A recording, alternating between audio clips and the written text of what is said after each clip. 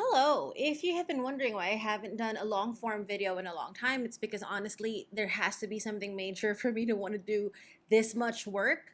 But there is something that I want to talk about today that I think deserves as much work as possible. I would like to be able to help anybody who needs it to continue to engage and love the Harry Potter content while not being at war with themselves because of J.K. Rowling and her raging transphobia. Um, the context and I'm hoping by the end of this video you guys will be able to help me kind of sort out my own feelings because I have layers of feelings about the casting in the new Harry Potter series, and that in itself, the fact that that's about to exist, entirely different set of feelings. But the casting for Severus Snape specifically has been giving me pause, and I've had to reflect a lot on it. Anyway, I'm let's help each other out here. I'd like to start by sharing my own thoughts about how what it's like for me as somebody whose personality is a lot Harry Potter. Well, it's a lot of other different things too, but like especially in my family, I'm like the Harry Potter person. But also I have not supported J.K. Rowling financially in years. Um, as an example, I made sure that for the first two, what is it, Fantastic Beasts movies, I was there on the first day. In fact, the second movie, it was a whole difficult thing, but I got there first screening. I was in the front row, which hurt my neck, by the way.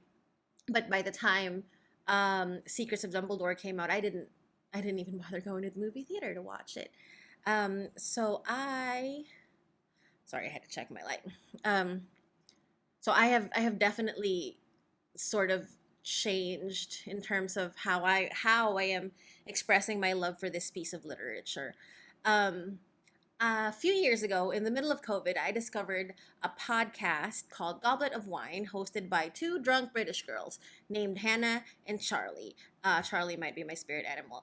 Charlie, Hannah, if y'all are going to end up watching this, because I am going to tag you, it's your resource I'm about to talk about. Um, Charlie, I think you are my spirit animal. And Hannah, you're great too. Sorry, that wasn't on purpose. I know there was a bit at some point that, like, Hannah, you were saying you don't think you're loved as much. You are. Just I would also forget my notebook. Anyway, sorry for everybody else. I discovered a podcast called Goblet of Wine, where they are reading chapter by chapter, but reading it critically.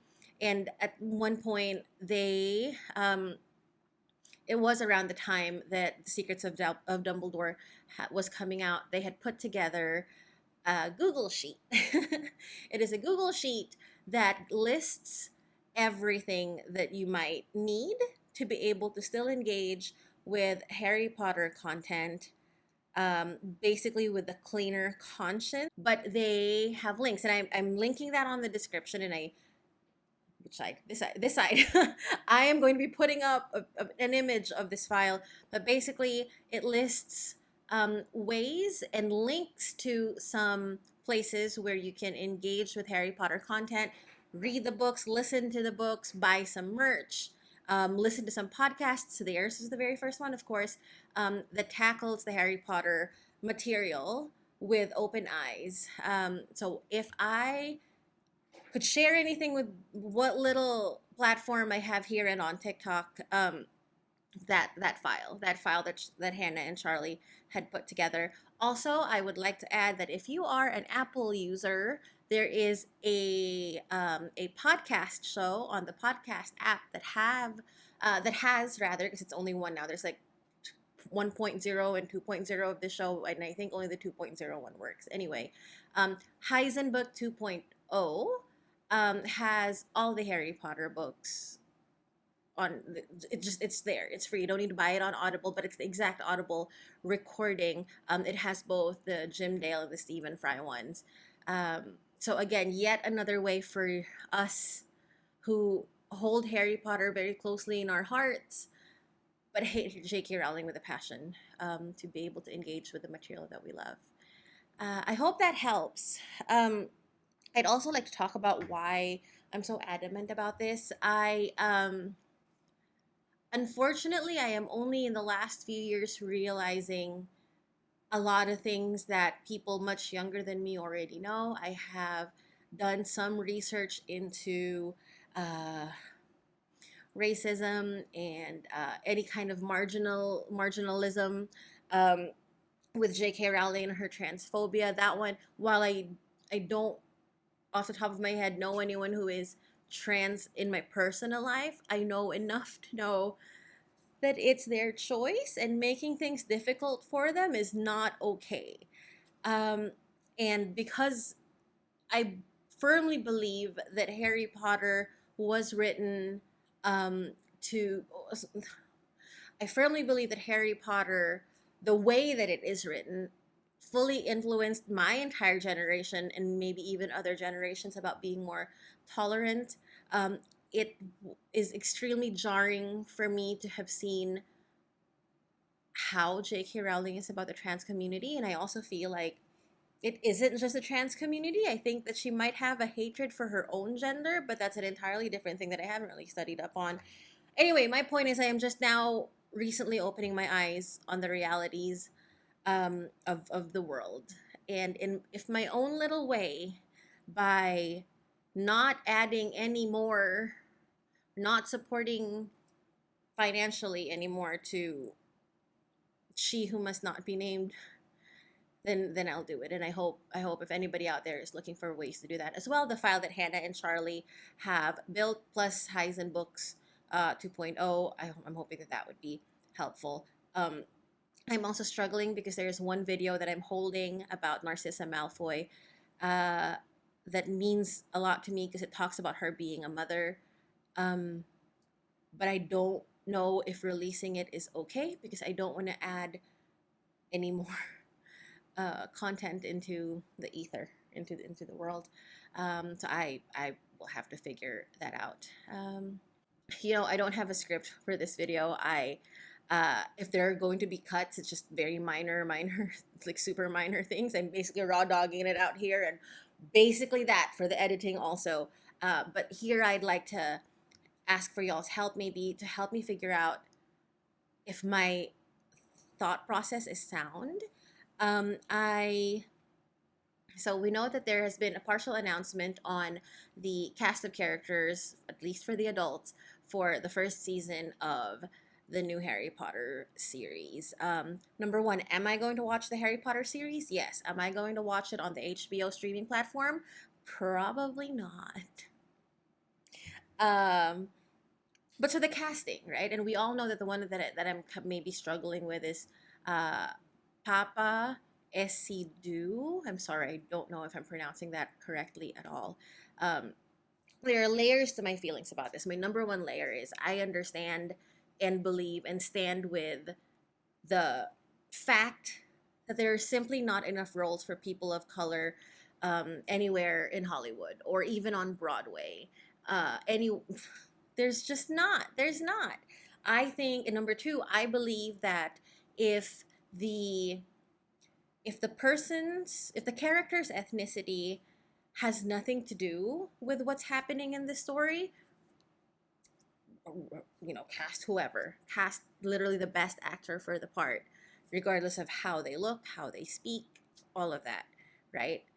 Um, but I struggle with casting a black man as Severus Snape. And again, I am working with just maybe a 5 to 10 years worth of really understanding how badly things have been going for decades for us. Hey, I am Filipina. I don't know if you can tell. You probably can, but like I've colored my hair lighter and the makeup and all these things. And I did live deep in the south of the United States for a while, by like well before I understood things. I Here are the three major thoughts about this casting. Number one, I feel like casting a black man as Severus Snape and therefore making uh at least a biracial family, so like one parent who is black and one parent who is not, or both parents who are black. The possibility of it being a story of a deadbeat dad and he happens to be a black man and he's not good to his family, to his wife, to his kid, and I I don't know if we know much more than the fact that he's abusive. About Severus Snape's dad. Um, I think the fact that that now falls on a character who is black kind of perpetuates a stereotype that I do not think is okay.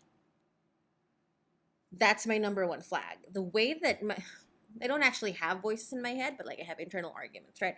I I as an artist myself, very minor, but like I used to write. I feel like there's a way to write that to avoid the stereotype. Like maybe there is, but that already is a flag. But I can kind of I think live with that if it's written well. My second one is with James and Remus. Well, actually, no, specifically James and Sirius bullying Severus in the I want to say 80s. I want to 80s, 70s, in the late 70s probably. Um, and Lily not wanting to date him and all those things.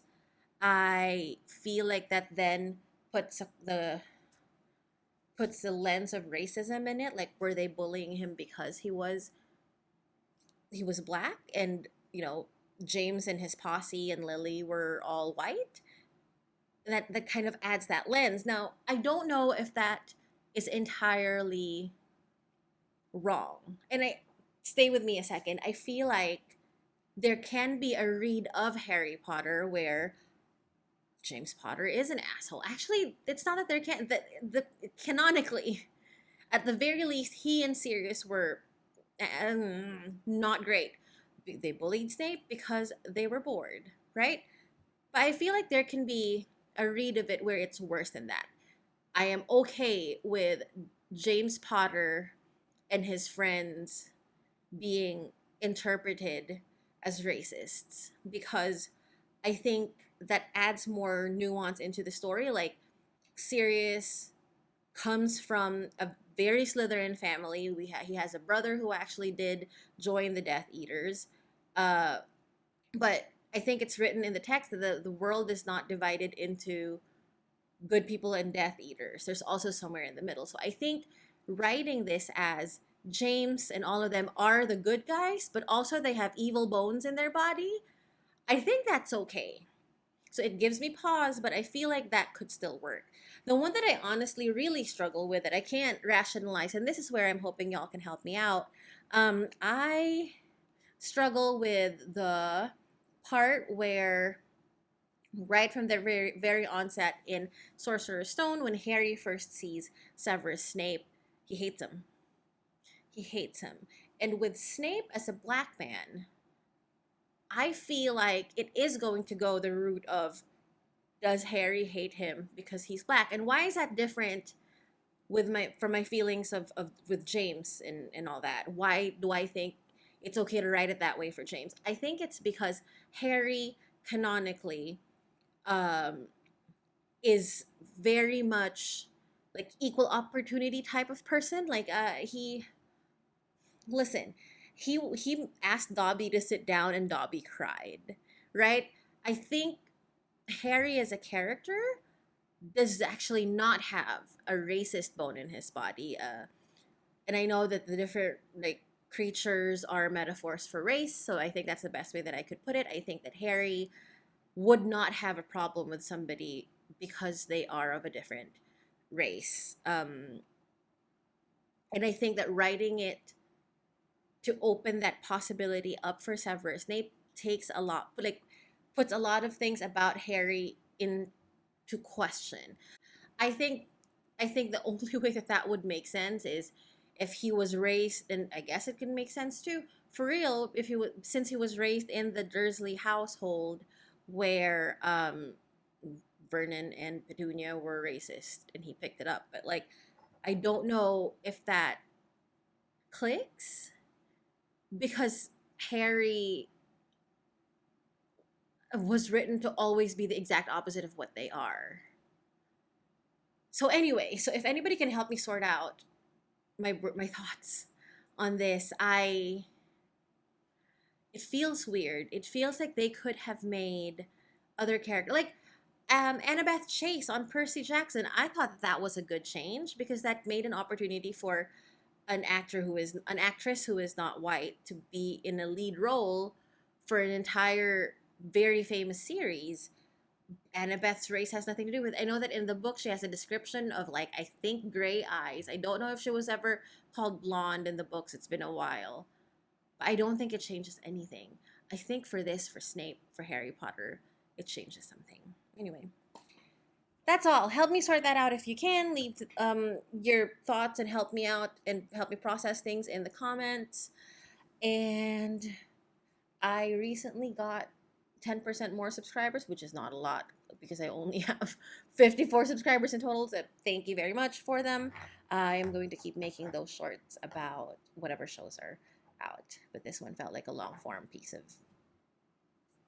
conversation. Thank you.